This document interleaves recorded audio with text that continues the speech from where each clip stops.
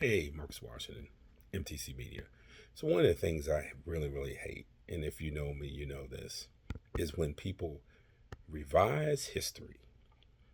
Before Rick Pitino got to St. John's, Mike Anderson was coach at St. John's, and he ended up 68 and 56, 4 years, never made a tournament.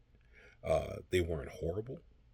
I can understand why St. John said, hey, we think we should be more than that because we want to revive St. John's to what they were in their glory days, which sometimes that's kind of overblown too.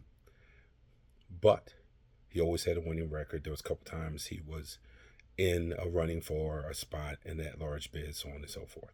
But again, I can understand St. John's wanting more. But what I don't want to hear is how Rick Pitino took over this program that had fallen off the face of the earth, and that's just not true. St. John's wasn't as good as it had been. It had not fallen off the face of the earth.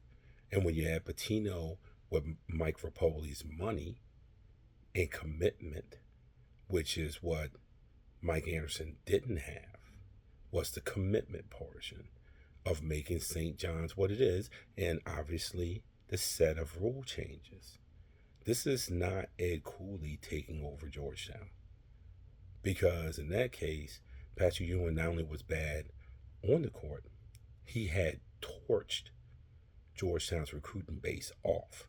So when Cooley had to start over, he had to start over. That's not the case for Pitino. Cooley didn't have, we're going to start over, we're going to dedicate this, and these boosters right here, oh my gosh, these are big time boosters that can make things happen, and they're going to make things happen. Cooley didn't get that. Pitino got that. That's not to begrudge Pitino. That's not even saying that would 100% ensure success for Pitino, because there are still things that Pitino needed to do to get St. John's here. There is no doubt about it. So I'm not throwing shade. I'm not trying to take credit for him.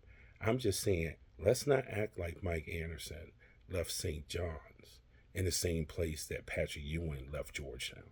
Now, when you want to talk about having fallen off the face of the earth and having to build from the ashes, Ed Cooley was asked to do that. Rick Pitino wasn't. He was asked to say, hey, look, we have been mired in being in the middle.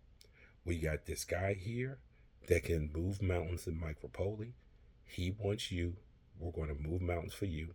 Then you're going to use your brand, your name of Rick Pitino, and we're going to put it together and we're going to make it work.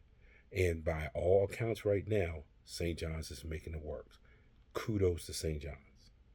But let's not act like St. John's was in this horrendous place before Pitino got there, because that simply was not the case.